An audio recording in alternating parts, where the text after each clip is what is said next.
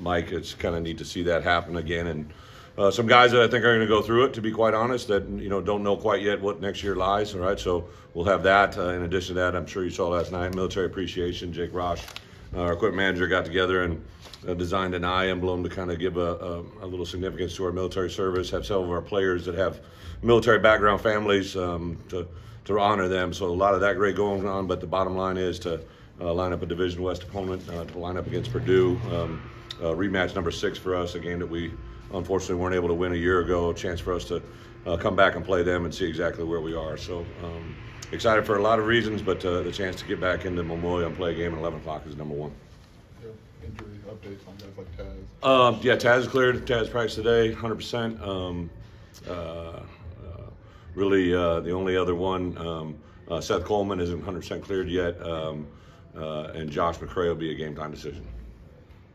You said some other guys might go through senior day. Do you know who yet? Yeah, for the most part, it's all the seniors that we significantly know, but there'll be a couple others. I just kind of want to let them handle that moment. Don't want to make it a story before it's a story. But, gotcha.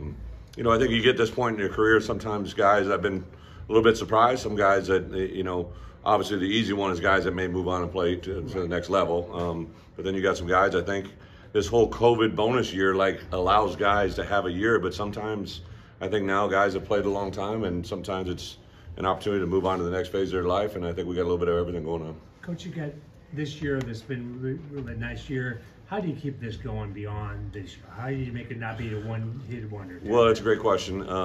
I would really say by week 1 and 2, myself, Pat Embleton, and our recruiting and personnel department have been meeting a lot about, potentially guys that we maybe before the season unforeseen are going to be leaving us. One of the critical mistakes I made at Arkansas was I lost 3 juniors going into what I thought was going to be a group of players coming back. Now, they were really good players, high draft picks, guys that played in the league for a long time.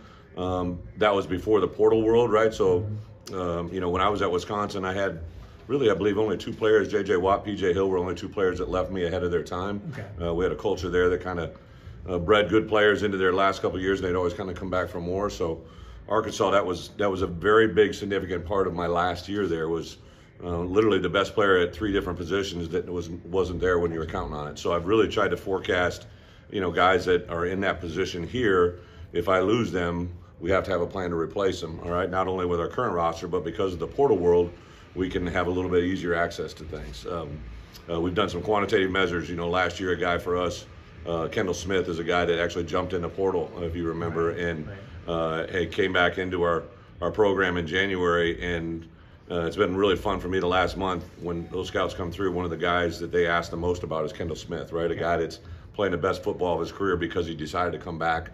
We lost a number of players, and we've kind of done a quantitative study, guys that left our program who have gone to other places, and put it in front of them if we have that same situation, like what those players have accomplished after they left us compared to the ones that stayed here. So that kind of all plays into a roster development that is my responsibility as a head coach. It's something that can't be reactive. It's got to be proactive, and I think that's going to be the key. And then just continue to build. We do a 10-minute Devo walk at the beginning of practice. I don't know how many people are doing that. We got a Devo lift program during the 8-week window here before they leave for Christmas break that we are developing our younger players. So there's a lot of things happening every day in our building to sustain success. Coach, Purdue, they've been more efficient offensively when they've been able to get the running game going a little bit.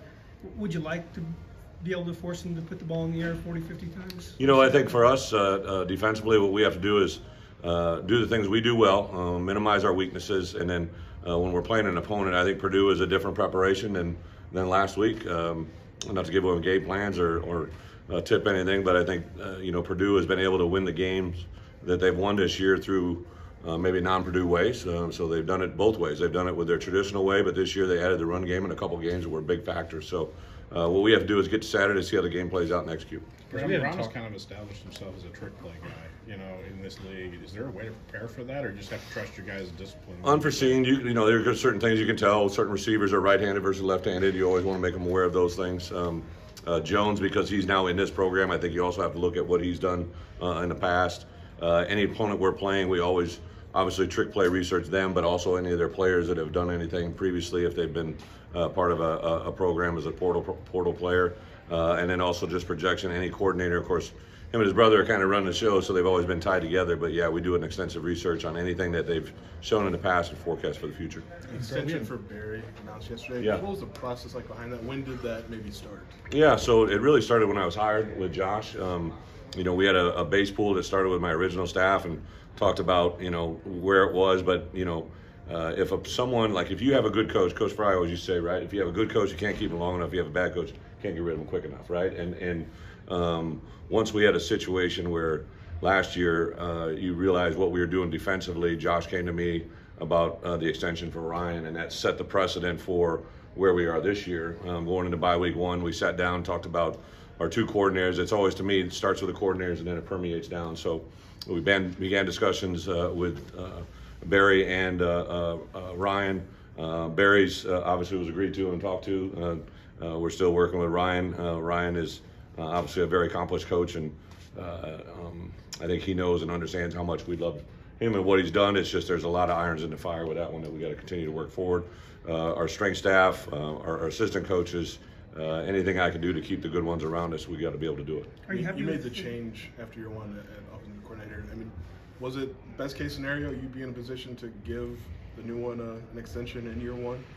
To work out like that? You know what? Each guy's probably a little bit different. I get the question, but to be quite honest, a lot of times your beginning salary at a place you come from is based on where you've been, right? And Barry was coming as a coordinator from UTSA, came into the position here. We had hoped and understood what we'd like to do, but I think by week 1, I knew where we were heading offensively. I still think we're in a really good upward trajectory, just the way our players interact, the field, the vibe. Recruiting has been a huge spike for us offensively to get our hands on playmakers that I think can fit this offense very, very well.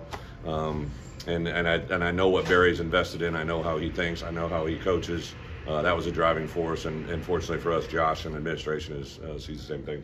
You happy with what you've seen in practice? Impact in the building, but what has his impact been in maybe some of the recruiting pitches to some of those skill positions? You know, Barry's as you guys have gotten to know, very dry, very direct. Him and Taylor Reed is a player that used to play for me at Arkansas that's here.